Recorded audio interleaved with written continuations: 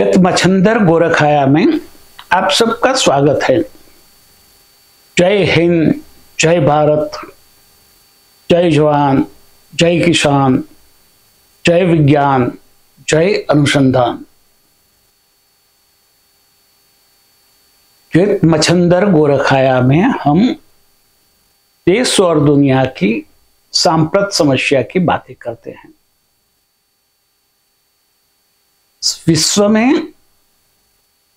विश्व के सारे देश आगे आना चाहते हैं, नंबर 1 बनना चाहते हैं, मगर कोई ये नहीं सोचता कि क्या 130 देशों में क्या और कोई देश ऐसे नहीं है जो नंबर 1 बन सके। सबको मिलकर काम करने के लिए यूनाइटेड नेशंस की स्थापना की गई थी, मगर वो भी अपने कर्तव्य चूक गए और बाहुबली देशों के हाथ के खिलौना बन के रह गए। भारत को आज तक सबने लूटा। जब से दूसरी संस्कृति अस्तित्व में आई, भारत में पहले रूसी परंपरा थी। विश्व में और कोई संस्कृति है कि नहीं कोई जानता भी नहीं था, मगर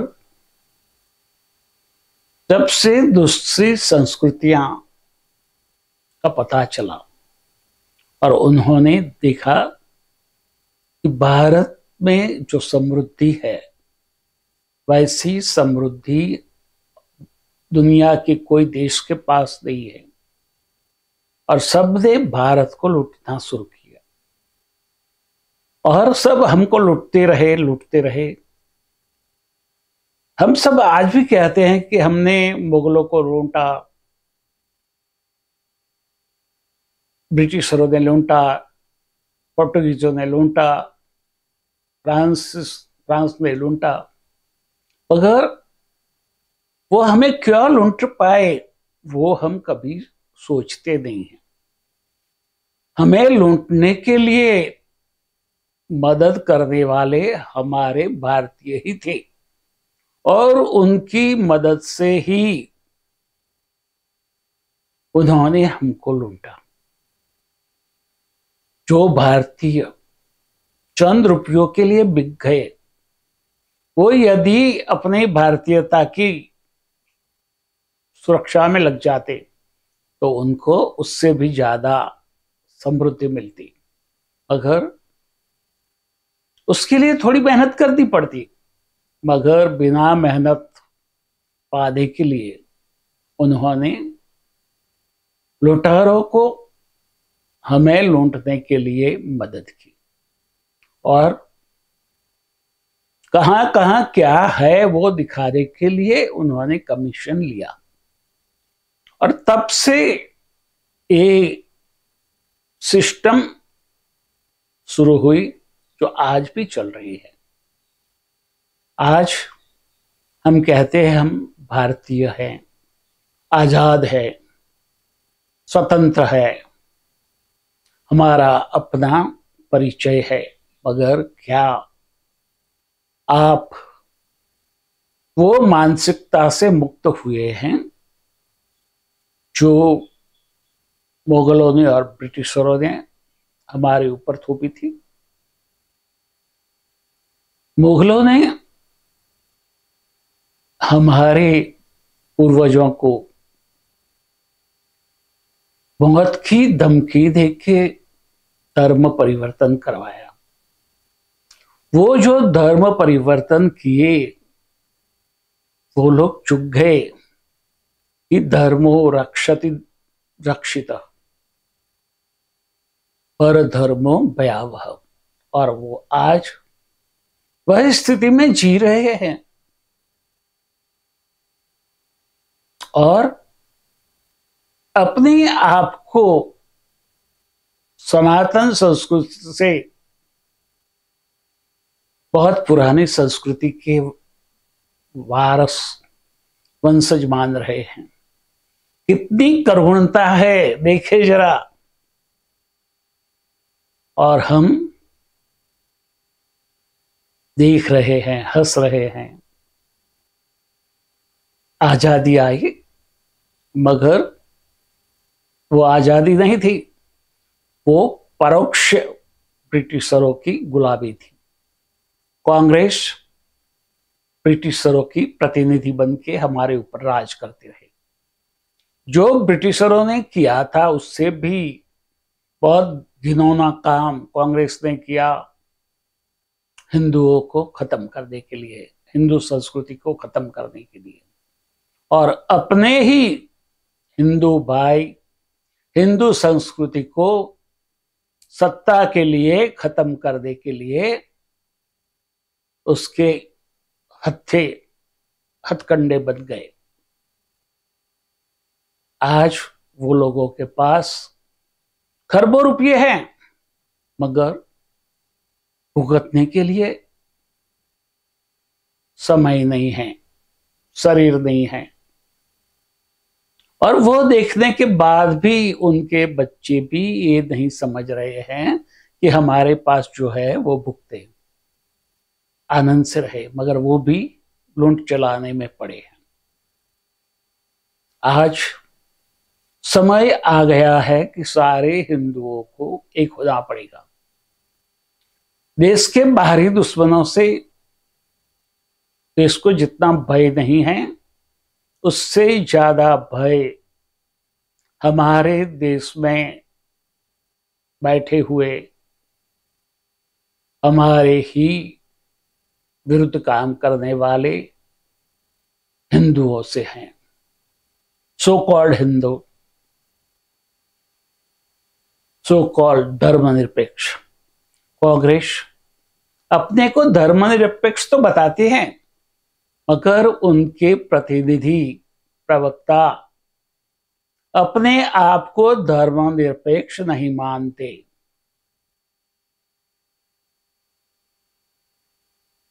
आपने भी मीडिया में देखा होगा कि वो कांग्रेस के प्रवक्ता तो है, मगर धर्मनिरपेक्ष नहीं है। वो मुस्लिम हैं, मुसलमान हैं। ऐसे लोगों से हमें सावध रहना पड़ेगा, सचेत रहना पड़ेगा और अपने आप को बचाने के लिए अपने आप को तैयार करना पड़ेगा। तब नसीबी है कि भारत में, भारतीय सनातन संस्कृति में सिर्फ भारतीय लोग थे, 4 वर्ण थे, ब्राह्मण, वैश्य, क्षत्रिय और शूद्र। मगर वो भी अपने कर्म के हिसाब से थे, जन्म के हिसाब से नहीं। मगर ये लोगों ने अपनी रोटी सेकने के लिए हिंदुओं को अनेक जातियों में बांट दिया, संप्रदायों में बांट दिया। और जिसकी जितनी आबादी उसकी उतनी हिस्सेदारी, इसमें वो बताते नहीं है, मगर समझ लेना है कि देश को लूटने में क्या आप वो लोगों को देश को लूटने की परमिशन देंगे? यही काम हुआ था लेबनान में। लेबनान विश्व का समृद्ध देश था, मगर जिसकी जितनी आबादी उतनी वहीवट में हिस्सेदारी, ये सिद्धांत से राज्य चलाने का प्रयत्न किया गया लेबनान में, और लेबनान खत्म हो गया। आज वो अपने अस्तित्व को बचाए रखने के लिए तड़प रहा है, और वही काम हमारे कांग्रेसी सुगन राहुल गांधी देश को युद्ध में धकेलने के लिए वही बात लेके आए हैं।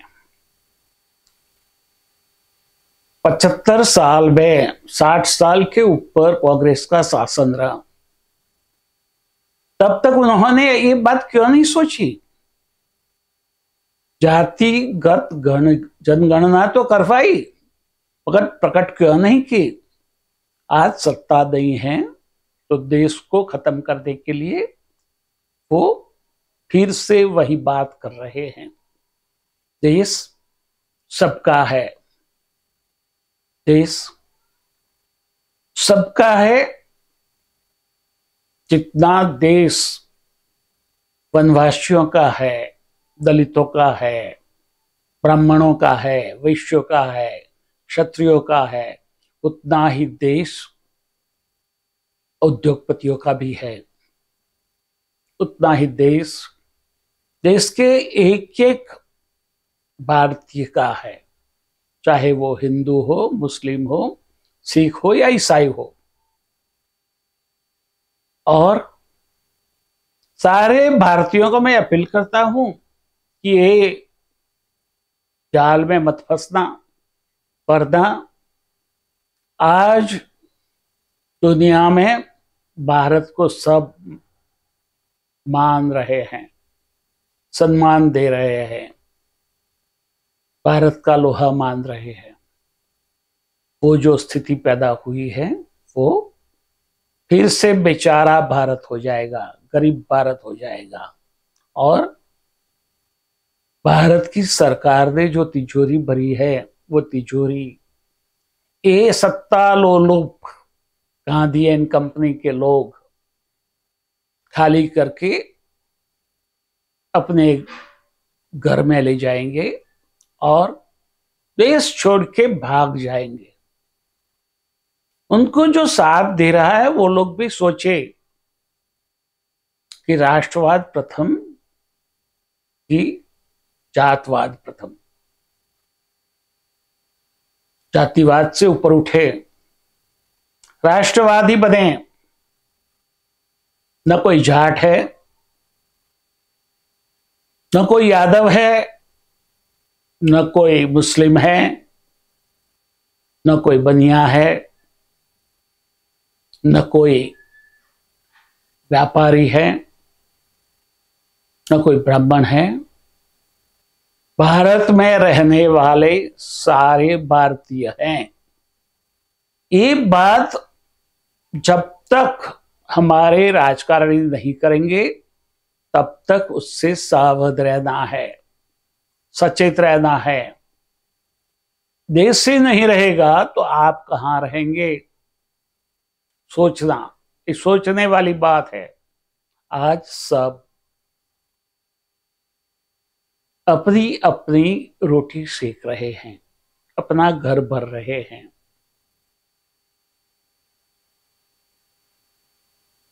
आम आदमी पार्टी से लेकर मार्क्सवादी पार्टी तक सारी राष्ट्रीय पार्टियां और सारी प्रादेशिक पार्टियां, उनके नेताओं का जीवन जीने का तरीका आप देखें, वो कैसे जीवन जी रहे हैं, वो क्या काम करते हैं, क्या उद्योग करते हैं कि वो हर महीने विदेश घूमने चले जाते हैं। वैसे नेताओं को मैं आह्वान करता हूं कि वो आप अपने राज की बात बताए कि वो कैसे अपना अर्थ उपार्जन करते हैं, धन उत्पादन करते हैं और कुछ भी किए बिना विदेशों में घूमते हैं, ताकि दूसरे भारतीय भी उसी तरह काम करके अपने आप को समृद्ध करें। भारतीयों को अपने आप में जागरूक होने की जरूरत है, चाहे वो भारतीय मुस्लिम हो, भारतीय सिख हो,